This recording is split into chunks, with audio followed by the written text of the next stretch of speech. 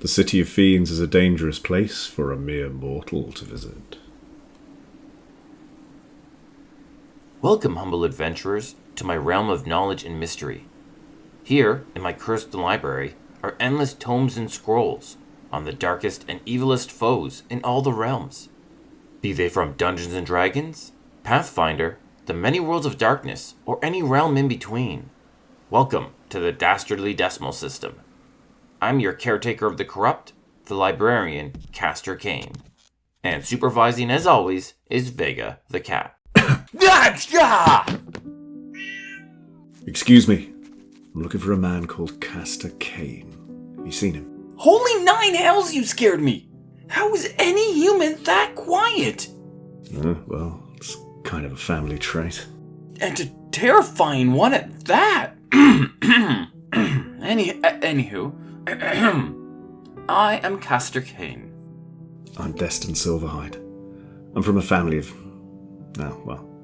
let's just say we specialise in artifact retrieval, shall we? Leave it there.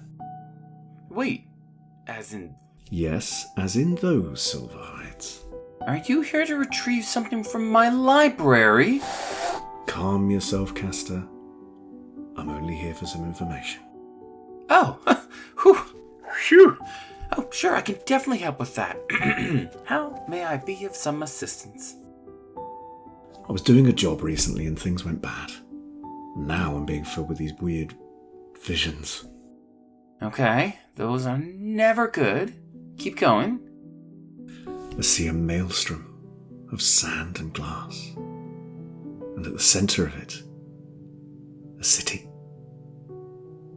I see demons and monsters, and one name that just keeps echoing over and over and over, and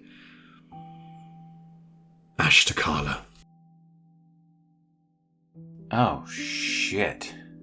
You don't do things in half measures, do you? It's okay, it's okay. I mean, that is a uniquely terrifying name. But I can still help. Okay, take a chair, get comfortable, and I'll brew us some tea. Ooh. I have the perfect blend. Actually, I've brought something stronger for us to share. I brought some Korluaat. It's a drink I found from a hobgoblin. It's the only thing that's helping me get to sleep at the moment. Oh, yeah. Hero's blood. Booze. Yeah, that's good. I didn't want to brew that tea anyways. Let me get some glasses. Take a seat, and we can talk about the Demon City that is Ashtakala. Oh, and when Vega claims your lap like that, you're not going anywhere. Well, shit.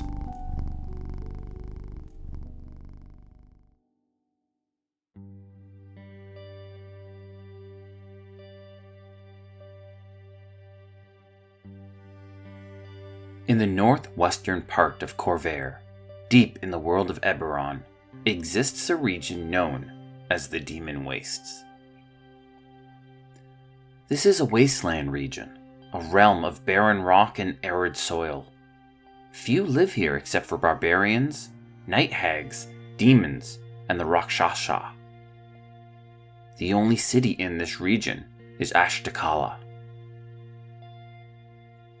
Sitting at the center of a maelstrom of whirling sand and volcanic glass is the city of Ashtakala. The storm is unending, day or night, and is magical in nature. It serves as the defense system, preventing divination and teleportation into the city. For those that can make it through the storm, they'll find a city constructed from volcanic rock and brass, built with architecture not seen in thousands of years. In truth, there is a spell on the city that makes everything within the city conform to the look and feel that existed when the city was first built. Anyone that enters the city will find their clothes transformed in a style also not seen in thousands of years. Its walls are built with shards of obsidian, and it holds within its borders an onyx palace with a bloodstone throne, an arcane drainage system, and a brass half-dome theater known as the Amphitheater of Pain. This is Ashtakala, a demon city populated by the fiends, demon, and the Rakshasa council known only as the Lords of Dust. Because it's a demon city, there are several unique aspects to it. The currency is a coin made of souls. The music of Ashtakala is the screams of tortured mortals kept in a hideous, painful status. I hear it's kind of like an acquired taste. Like dubstep, just less painful. The drainwork system holds 13 transparent sarcophagi used to transform prisoners into dust-stuffed abominations. And the most common show at the Amphitheater of Pain is public torture. Also still better than dubstep. This city never changes. If a building is damaged, it returns a few days later. When certain people die, they reappear at the next dawn. And if a scroll or book were to be removed from the city, it would dissolve in the person's hands, only to reappear back in the city later that day. Nothing in Ashtakala changes. Nothing. While most think that these things are due to a powerful magic spell, it is far from the truth. Ashtakala isn't just a mundane city. It is actually something far greater and far scarier. Ashtakala is an overlord.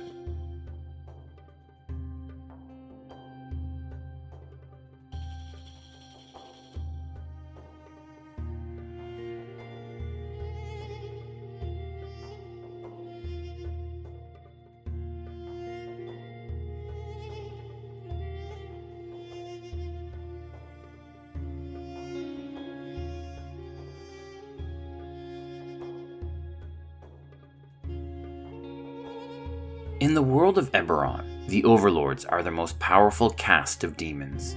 They were the first children of Kyber, spawned 10 million years ago. They ruled the world during the Age of Demons. Then they were overthrown by the dragons of Eberron. The 30 Overlords were trapped beneath Kyber, where they still exist today. All except Ashtakala. Although it is an overlord, Ashtakala was always a city. It doesn't move or have an anthropomorphic form. It is always just a city. The magical spells that cause the maelstrom and affect the city's look are not spells at all. They are the overlord ability of the city. Now, any overlord can alter the reality within its sphere of influence. The city is no different. It changes things to look how it desires, protects itself from teleportation and scrying, and can even rip the soul from a mortal being and forge it into currency. Ashtakala is also the source of the unnatural blight that infects all of the demon wastes. The city remains as it ever was, never changing. If it were to be burned to the ground, it would return exactly the same the next morning. In truth, the city was never actually constructed. Instead, and I hate to get into existential terminology, it is the concept of a city, but given form. If this doesn't make sense to you, know that it really doesn't for me either. And there is a very good reason for that. Overlords are all-powerful, immortal demons from the dawn of time. They don't think like us. Hell, they barely even perceive us. To them, we are nothing but ants in the playground of giants. Ashtakala manifested demons to live in its city. Of the 10,000 demons that exist within its walls, only 1,000 are actually real. This is the same for the few humans, orcs, and tieflings. it manifested these not because it was lonely or wanted company, but instead because a city needed people, or else it wasn't actually a city. If real mortals were to wander into that city, Ashtakala would not care. Again, it would barely perceive them because it cannot fathom a world where mortals are a threat to it. That's not to say that mortals are safe. The demons that live within that city may kidnap and torture a mortal, but the city itself wouldn't interfere. If a dragon, however, were to enter its city, it would instantly rip off the worm's head, drain it of its soul, and fill the husk with dust, reanimating the dragon as an undead abomination. Ashtakala is not to be messed with.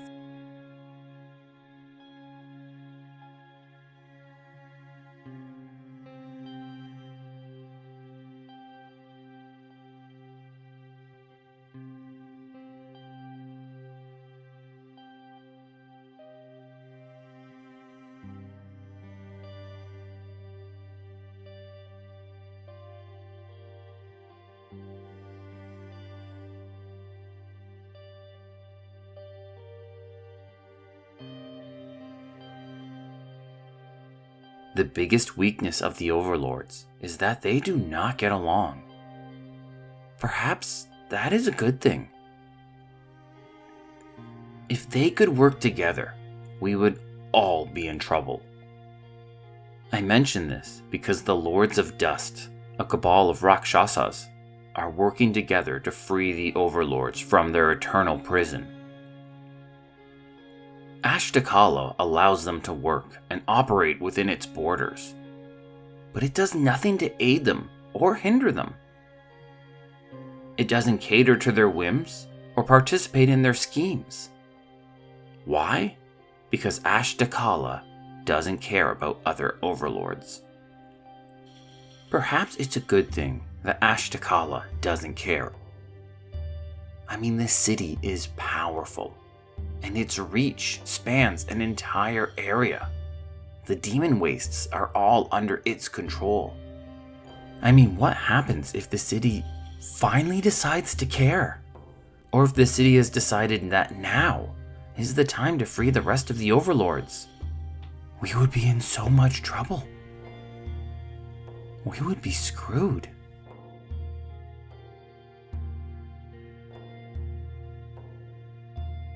So why would the Lords of Dust call this city home?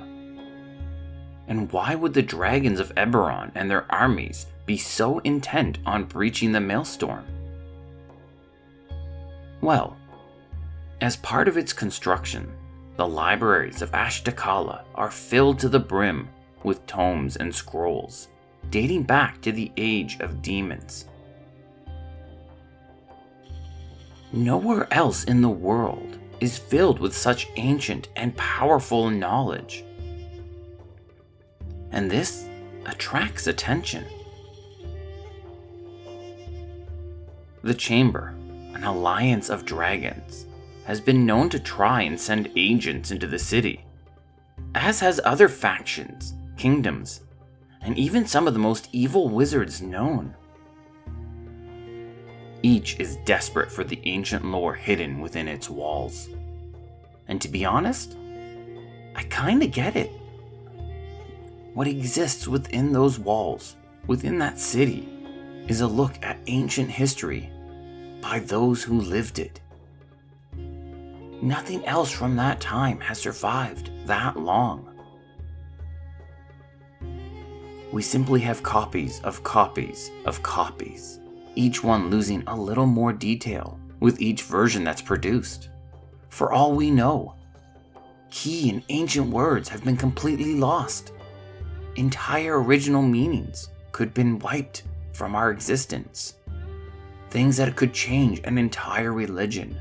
Maybe it's not celibate. Maybe it's celebrate. There'd be a lot of priests mad at that one.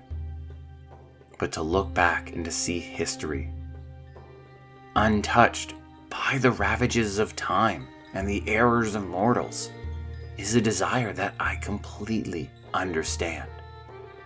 I mean, I'm sure as hell not going in there, but still. One can dream.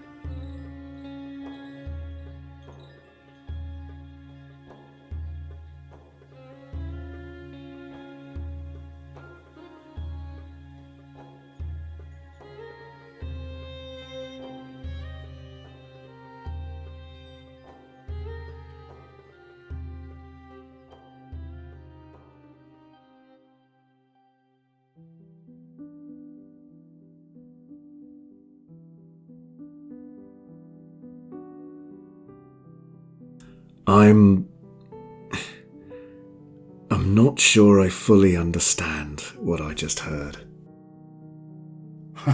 I get it. That must be a lot to take in.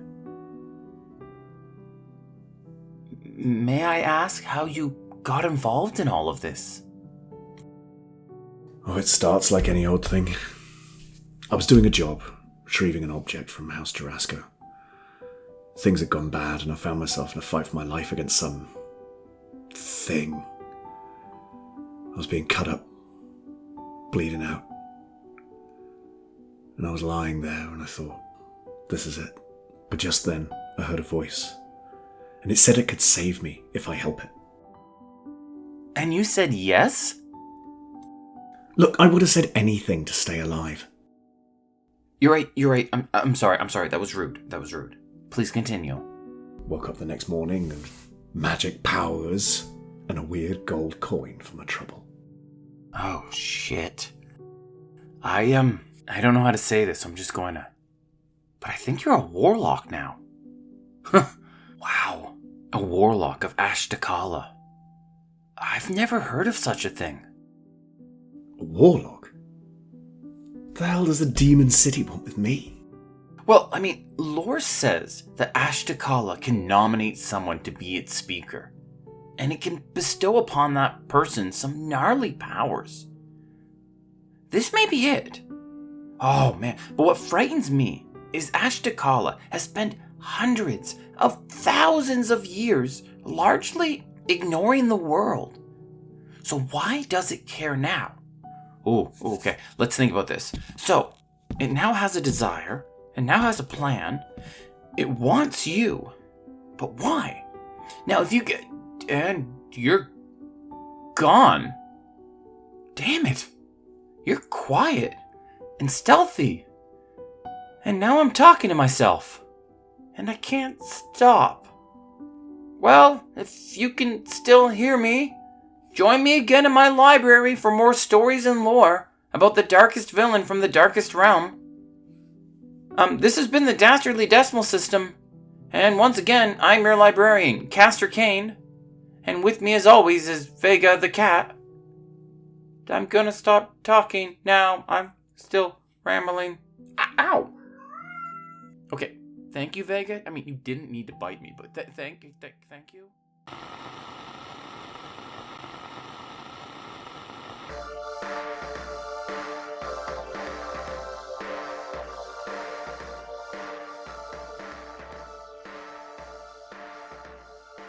Do you love the Dastardly Decimal System and want to support us? Check out our new Patreon. Members will get access to show notes, official artwork, our new bonus episode series called Cleaning Up After Tea Time, and of course, plenty of cat pics of Vega voice actors Vash and Zid.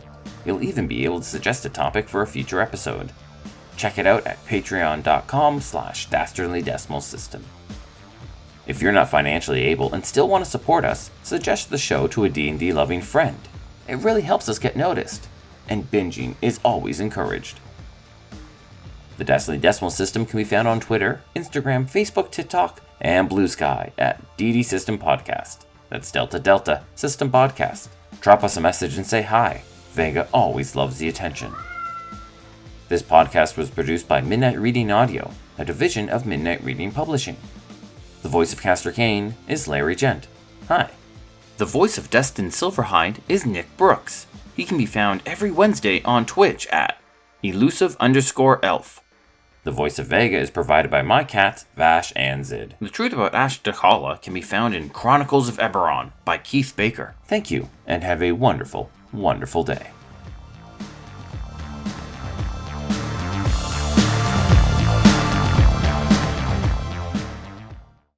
Well, shit.